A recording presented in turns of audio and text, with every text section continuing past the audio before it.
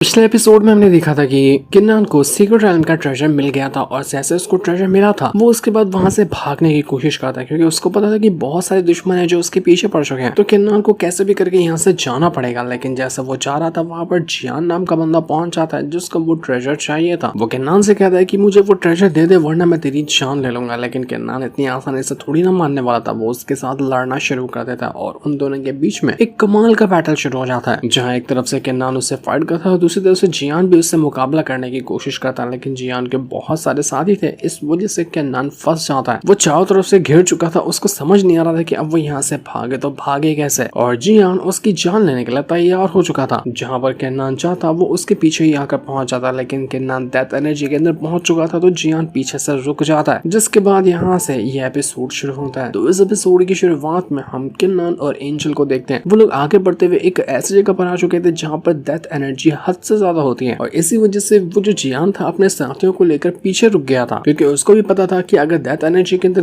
गया तो फिर वो सीधा का सीधा जान ही लेती है और किन्नान जब अंदर गया है तो वो भी मर ही जाएगा। लेकिन किन्नान और एंजल को यहाँ पर कुछ भी नहीं हो रहा होता है। वो लोग अपनी पावर का इस्तेमाल करते हुए धीरे धीरे करते हुए इसे डेथ एनर्जी के जरिए आगे बढ़ने लग गए थे। वो लोग कह रहे थे कि डेथ एनर्जी तो कमाल की है, इसने हमें बचा लिया उस जियान और उसके साथियों से और हम यहाँ से आसानी के साथ पोर्टल की तरफ बढ़ सकते हैं जहाँ से हम यहाँ पर बाहर निकल पाएंगे। तो किन्नान कहता है कि हाँ बात तो तुम्हारी सही है, ये डेथ एनर्जी हमें प्रोटेक्ट कर रही है, लेकिन दिक्कत वही है कि ये डेथ एनर्जी बहुत ज्यादा स्ट्रॉन्ग है। कभी ये हमारे ऊपर हावी हो गई ना तो हमारे लिए बहुत बड़ा खतरा पैदा कर सकती है। तो हमें अपनी नजरें एकदम चौकन्ना रखनी चाहिए, हर खतरों को अच्छे से देखना चाहिए ताकि कोई भी खतरा आकर हमें नुकसान न पहुंचा दे। तो किन्नान अपनी पावर का इस्तेमाल करते हुए धीरे धीरे वहां से आगे बढ़ने लग गया था ताकि कोई भी खतरा उनके पीछे ना पड़ जाए। लेकिन जितना वो आगे बढ़े थे डेथ एनर्जी उतनी ही ज्यादा डेंस होते जाती, मतलब उतनी ही ज्यादा गहरी होते जा रही थी, जिस वजह से उस डेथ एनर्जी ने किन्नान और एंजल को चारों तरफ से घेर लिया था। वो लोग अटैक भी देकर मारते हैं किन्नान और एंजल के ऊपर, जो कि लाइटनिंग जैसा अटैक था और ये अटैक सच में बहुत ज्यादा डेंजरस लग रहा होता है। किन्नान और एंजल अपनी पावर का इस्तेमाल करते हुए इस अटैक से बच तो जाते हैं लेकिन उनको समझ नहीं आता कि ये अटैक कैसा था। किन्नान बताता है कि मेरे ख्याल में ये डेथ एनर्जी का ही अटैक है जो कि लाइटनिंग के जरिए हमारे ऊपर करने की कोशिश कर रहा है। डेथ एनर्जी तो हमारा कुछ नहीं बिगाड़ पाई, तो डेथ एनर्जी ने अपना नया फॉर्म यूज किया जो कि लाइटनिंग वाला था और हो सकता है कि आगे चल कर वो और भी नए नए तरीके आजमाए हमारे नुकसान पहुंचाने के लिए। तो मैंने कहा था कि ये जगह बहुत ज्यादा खतरनाक है, अभी तो खतरे बस शुरू ही हुए, आगे कौन कौन से खतरे आते हैं वो नहीं पता हमें। तभी उनको वहां पर किसी के चिल्लाने की अजीब सी आवाज आती है तो एंजल डर के मारे वहां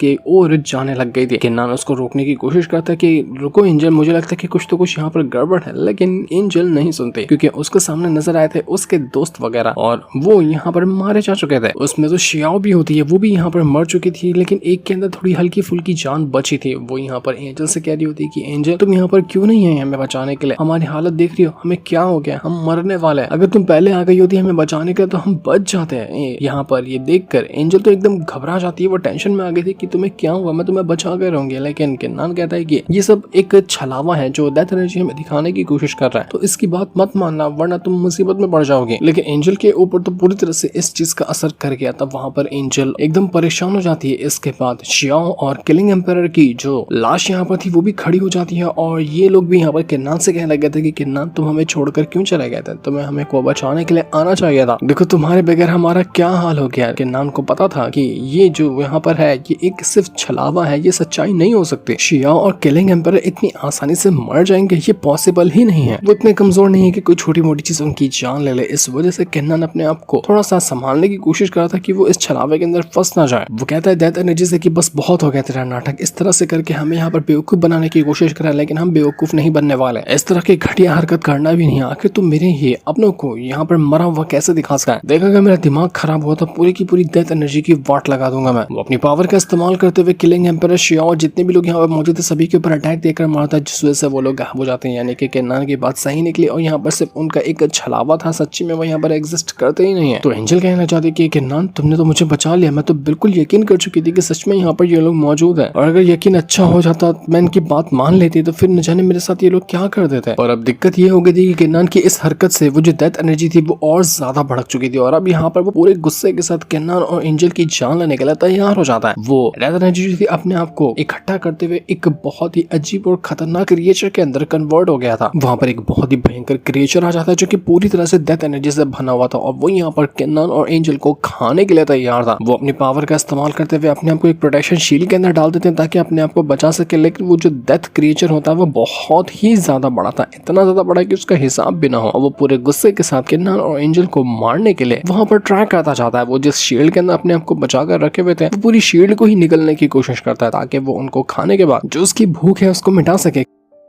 किन्नान और एंजल दोनों परेशान हो जाते हैं कि यार अब हम यहाँ पर क्या करेंगे, ये तो हमें पूरी तरह से खा जाएगा, ये बहुत ही ज्यादा बड़ा है, उसके एक नाखून से भी छोटे यहाँ पर वो दोनों लग रहे थे, जिसका मतलब साफ था कि इससे बच पाना बहुत ज्यादा मुश्किल या फिर नामुमकिन होगा। वो क्रिएचर जहाँ से भागने के लिए तो तैयार ही नहीं था, वो उनको देख लिया था, तो किसी भी तरह से उन दोनों की उसको जान चाहिए थी। वो अपनी पावर का इस्तेमाल करता है, पूरी डेथ एनर्जी का इस्तेमाल करता है और किसी भी तरह से वो उनकी जान लेने की कोशिश कर रहा था। किन्नान यहाँ पर उस क्रिएचर को देख रहा होता है और उसकी कमजोरी का पता लगाने की कोशिश करता है, क्योंकि ऐसे तो वो उसको लड़ते नहीं हरा सकता, तो किन्नान को उसकी कमजोरी जाननी पड़ेगी। तो इसी तरह से वो अच्छे से यहाँ पर उसके ऊपर नजर बनाया हुआ था। काफी देर तक की नजर बनाने के बाद किन्नान कहता है कि एंजल से, एंजल मुझे यहाँ पर ना एक खास इसके बारे में पता चला है कि ये जो बीस्ट है इसका एक स्पिरिट कोर मौजूद है। अगर किसी भी तरह से हम उसका वो कोर बाहर निकाल देते हैं ना तो ये बीस्ट अपने आप ही मर जाएगा, हमें किसी भी तरह से ये काम करना चाहिए। तो एंजल कहते कि हाँ मैं तुम्हारी बात तो समझ गई, लेकिन हम ये करेंगे कैसे? तो किन्नान कहते कि बस तुम कोशिश तो करो, मैं सब कुछ हैंडल कर लूंगा। इस वजह से वो एंजल जो थी अपनी पावर का इस्तेमाल करती है और अपनी पावर का इस्तेमाल करते हुए वो उस क्रिएचर के ऊपर अटैक देकर मार देती है। ये अटैक काफी ज्यादा खतरनाक था, जिस वजह से उस क्रिएचर का ध्यान थोड़ी देर के लिए भटक जाता है। वो अपने आप को उस अटैक से बचाने की कोशिश में लग गया था और वो वहां पर चिल्लाने लग जाता है कि ये मेरे साथ हो क्या रहा है। यही मौके का फायदा उठाते हुए किन्नान सीधा बीच में आता है और अपनी स्वॉर्ड का इस्तेमाल करते हुए एक के बाद एक करते हुए अंधाधुन अटैक करना शुरू कर देता है उसी क्रिएचर के ऊपर। वो उस क्रिएचर को छोड़ने वाला बिल्कुल भी नहीं था। वो अटैक करते हुए सीधा उसके कोर के पास आकर पहुंच चुका था और जैसे उसने उसके कोर के ऊपर अटैक किया, वो क्रिएचर एकदम जोरदार तरीके से चिल्लाने लग जाता है, क्योंकि उसका कोर जो था वो डिस्ट्रॉय हो चुका था और कोर डिस्ट्रॉय होने की वजह से उस क्रिएचर की हालत खराब हो जाती है। वो यहाँ पर मर चुका था। इस वजह से किन्नान और एंजल की जान में जान आती है कि चलो आखिरकार हमने यहाँ पर अपने आप को बचा लिया, वरना ये क्रिएचर हमारी जान ले लेता। एंजल किन्नान से कहती है किन्नान तुम ठीक तो हो ना, तुम्हें कुछ हुआ तो नहीं? तो किन्नान कहता है कि हाँ मैं ठीक हूँ, मुझे कुछ भी नहीं हुआ। तो जैसे वो क्रिएचर यहाँ पर मरा था ना, उनको यहाँ पर एक टोकन नजर आता है। वो टोकन देखकर दोनों हैरान रह चुके थे कि ये क्या चीज का टोकन है। किन्नान कहता है कि टोकन क्या चीज का है वो तो नहीं पता, लेकिन जिस चीज से ये टोकन बना है ना वो बहुत ज्यादा मिस्टीरियस है, क्योंकि इस टोकन के अंदर इतना ज्यादा प्योर दाव ऑरा मौजूद है जिसका हिसाब भी नहीं लगाया जा सकता। हो सकता है कि इस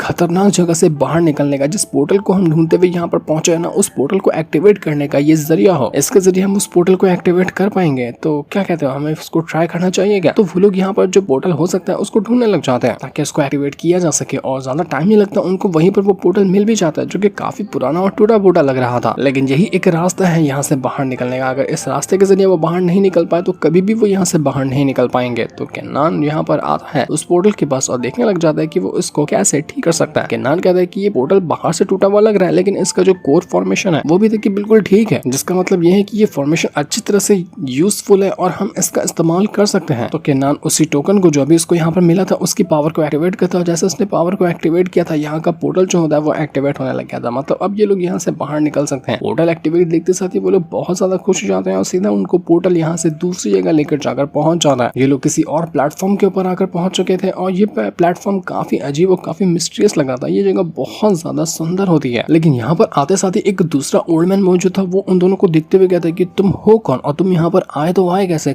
से तुम उठकर आए हो, किसने भेजा तुम्हें यहाँ पर? लेकिन जब उस ओल्ड मैन की नजर जाती है उस टोकन के ऊपर जो कि किन्नान के पास था, तो उसको देखकर कहना चाहता है कि अरे आप तो हमारे मेहमान हैं, आपके पास फू शेंग टोकन है। माफ करना, मैंने आपसे इतना बुरी तरीके से और डिसरिस्पेक्ट के साथ बात की और मैं आपको पहचान नहीं पाया, इसलिए मैं आपसे माफी मांगना चाहता हूँ। आपका स्वागत है हमारे फू शेंग हेवनली रेल्म के अंदर। आप जिस जगह पर मौजूद हैं इसको कहा जाता है फू शेंग हेवनली रेल्म और यहाँ पर आने का सिर्फ एक ही जरिया है जो कि आपके हाथ में वो फू शेंग टोकन है वो, और ये टोकन किसी अरे गहरे इंसान को नहीं मिलता। तो किन्नान यहाँ पर अपनी सच्चाई नहीं बताता कि उसको तो ऐसे ही टोकन मिल गया था। वो कहने लग जाता है कि हाँ मेरे पास तो ये टोकन है, मेरा ही ये टोकन है। मैं क्या सोच रहा था कि मैं इस हेवनली रेल्म को अच्छे से एक्सप्लोर करूँ और यहाँ पर थोड़ा टाइम बिताऊं, तो मैं इसी के लिए यहाँ पर आया हुआ हूँ। तो ओल्ड मैन कहते हैं कि हाँ आपका वेलकम है ना, ये हमारा जो फू शेंग हेवनली रेल्म है ये एक डोमेन है इमॉर्टल किंग फू शेंग का, क्योंकि यहाँ पर इमॉर्टल किंग फू शेंग रहते हैं और उनका ही बनाया हुआ ये पूरा का पूरा हेवनली रेल्म है। ये जगह एक शांति का प्रतीक है, यहाँ पर कुछ भी गड़बड़ी नहीं होती है। तो इस चीज के लिए मुझे यहाँ पर गार्ड बनाकर रखा गया कि कोई भी यहाँ पर अगर कुछ गड़बड़ी करने के लिए आए तो मैं उसके ऊपर अच्छे से नजर रखूँ और उसको अंदर घुसने ना दूं। इसलिए मैं हर एक चीज के ऊपर एकदम स्ट्रिक्टली नजर रखा हूँ, क्योंकि अगर कुछ भी गड़बड़ हुई तो यहाँ की शांति जो है वो भंग हो जाएगी। किन्नान ये सारी बातें सुनकर हैरान रह गया था कि लगता है ये जगह कोई ज्यादा ही कमाल की है, ये कोई फॉरबिडन लैंड होगा जहाँ पर जल्दी कोई आता नहीं होगा। और देखने में तो ये जगह बहुत ही ज्यादा अच्छी और काफी स्पिरिचुअल लग रही है। मतलब यहाँ पर कुछ ना कुछ तो कमाल की चीज होगी जो मेरी हेल्प कर सकता है मुझे स्ट्रॉन्ग बनाने में, मेरी कल्टिवेशन को इंक्रीज करने में।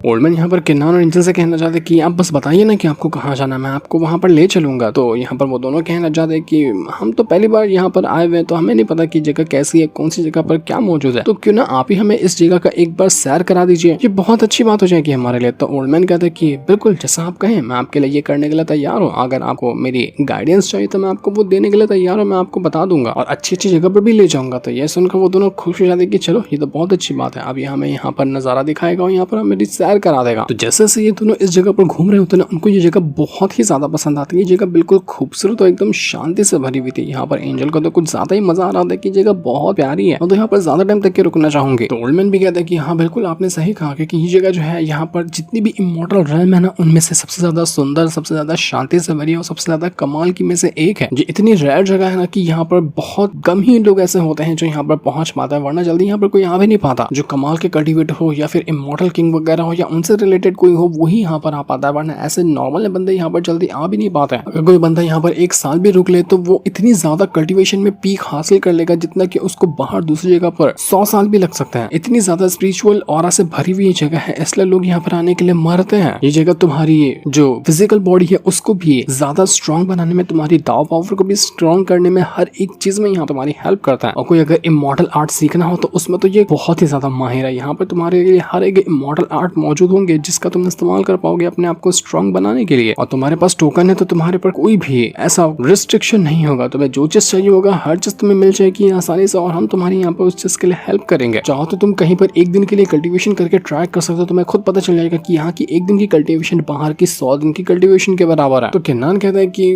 वो सब छोड़िए, लेकिन आप मुझे ये बताइए कि अगर जिस इंसान के पास ये टोकन ना हो तो उसके लिए और कौन सी क्वालिफिकेशन चाहिए होगी यहाँ पर आने के लिए, जिसके जरिए वो यहाँ पर आकर अपनी कल्टीवेशन कर सकता है। तो ये सुनकर वो ओल्डमैन कहना चाहता है कि वो सब तो उतना कुछ खास मुझे पता नहीं है, लेकिन अगर जिस इंसान के पास ये टोकन ना हो तो उसका यहाँ पर आना बहुत ज्यादा मुश्किल है। तो जैसे वो यहाँ पर किन्नान को और कुछ बताने वाला था कि इससे पहले वहां पर वो बंदा अगर पहुंच जाता है जिससे किन्नान का पहले भी पंगा हुआ था, वही इमॉर्टल किंग का बेटा, तो यहाँ पर वो बंदा किन्नान को देखकर कहना चाहता है कि अबे किन्नान तू यहाँ पर क्या कर रहा है। सेम वही हाल किन्नान का भी था कि अबे मनहूस इंसान तू यहाँ क्या कर रहा है। मुझे तो लग रहा है कि मैं जहाँ जाता हूँ तू मुझ पर अच्छे से नजर बना के रखे हुए है, आइंदा ऐसी हरकत करना नहीं। अगर तू मेरे ऊपर जासूसी करने की कोशिश की तो देख लेना मैं तेरा अंजाम क्या करता हूँ। वो जो इमॉर्टल किंग का बंदा था वो तो बहुत ज्यादा डरा हुआ होता है क्योंकि किन्नान ने उसकी बजा दी थी ना, पहले बहुत मारा था वो उसको, इस वजह से वो किन्नान के सामने उतना ज्यादा कुछ बड़बड़ा पाता नहीं। लेकिन हम देख पाते कि उसके साथ एक अजीब सा बंदा जिसने अपने आप को पूरी तरह से ढक कर रखा, वो काफी ज्यादा खतरनाक लग रहा है। न जाने वो कौन था, कहाँ से आया था, इसके बारे में उतना कुछ खास पता तो नहीं चलता, लेकिन जो भी वो था वो बहुत ज्यादा डेंजरस था और वो इमॉर्टल किंग का जो बेटा था वो उसको प्रोटेक्ट करने में लगा होता है, उसको छुपा रहा होता है। और किन्नान से कहता है कि पिछली बार जो हो गया ना उसको भूल जा, क्योंकि पिछली बार मैं तैयार नहीं था, लेकिन इस बार जो होगा ना उसको तो हमेशा हमेशा याद रखेगा। लगता है कि ये लोग कुछ न कुछ यहाँ पर गड़बड़ करने की कोशिश करेंगे। तो जो किन्नान यहाँ पर जर्नी लेकर आया है अपने आप को स्ट्रॉन्ग बनाने की, क्या वो इसमें कामयाब हो पाएगा या फिर ये लोग उसके रास्ते का कांटा बनेंगे, ये तो हमें नेक्स्ट एपिसोड में पता चलेगा, जिससे इनको दिखाते साथ ही ये वाला एपिसोड यहीं पर एंड हो जाता है। Thanks for watching.